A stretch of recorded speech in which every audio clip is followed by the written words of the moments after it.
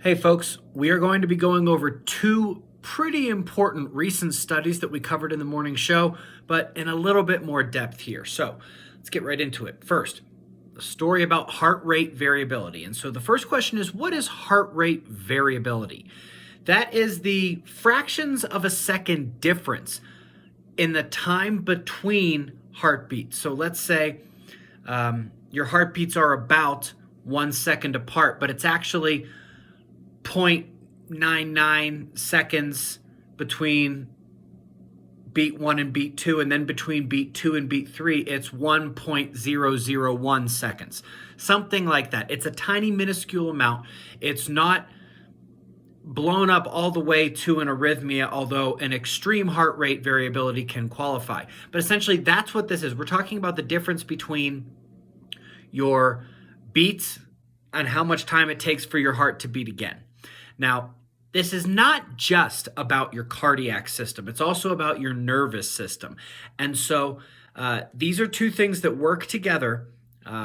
So when your fight or flight response kicks in, how well your body's dealing with stress, and in turn, how well your heart deals with the amplification or decrease in heart rate because of them. Now, we have that baseline. Hopefully, we recall that even though there are hundreds of studies on the sun's impact on our psychology, on cancer, autoimmune disorders, there is no aspect of the physiological condition that is more well studied than the impact of the sun on the heart. Major geomagnetic storms, major solar flares, CME impacts, enhancements in the solar wind, solar proton events, all of these have been studied dozens of times, and they all come to the same conclusion that amplified solar and geomagnetic activity do have a negative effect on the heart. Now, this is not a massive impact, it's more like a nudge. But for those who are existing cardiac patients, high-risk cardiac patients, this matters. Everything matters. For those of you who fall into that category, you already know this, that it can be very nuanced, minutia. Tiny nudges here or there can be the difference between life and death. And so, how do you improve your heart rate variability, which would mean getting it to be able to fluctuate a little bit more? Not too much, but a little bit more. Well, this is very simple. Improving your physical health and improving your mental health as well. So that would be better diet, exercise, and including things like meditation, healing traumas, other things like that. And so one of the things when we mentioned this in the morning show was that, hey, look, you want some exercise, something that gets the heart going and is good for your physical and mental health?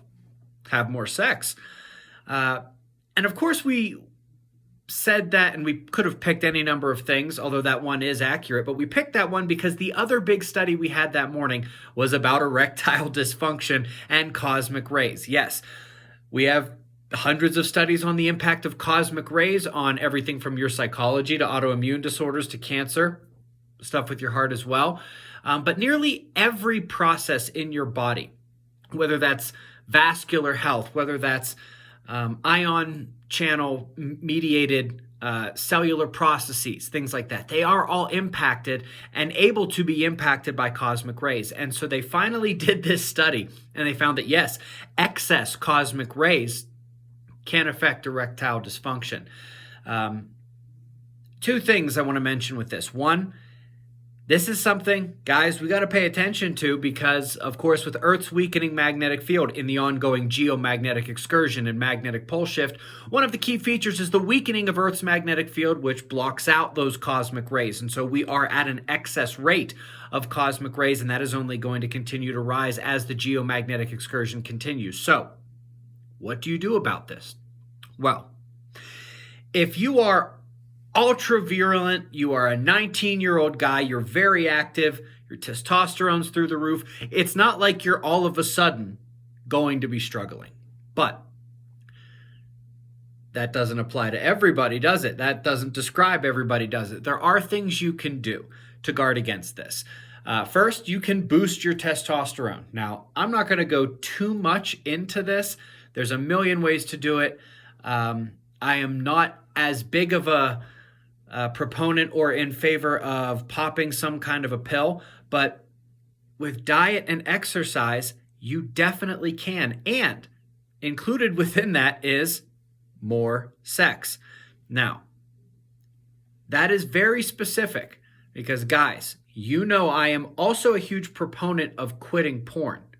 The best version of you doesn't do that. But here's why that's not included in the testosterone boosting scenario.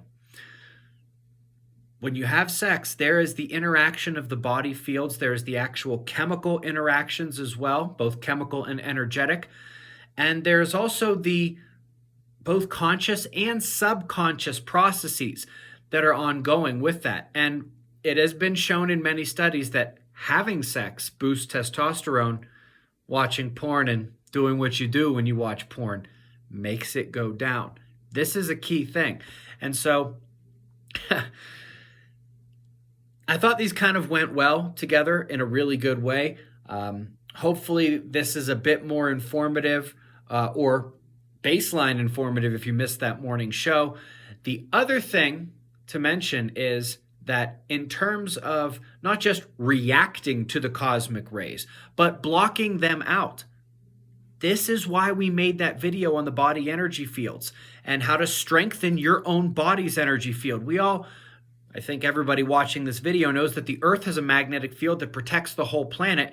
Your body has a magnetic and energetic and electric field that protects your body, and you are able to boost it. If you missed that video, it is in the link list below. Hope you enjoy it, and whenever you are watching this, I will see you in the morning. Be safe, everyone.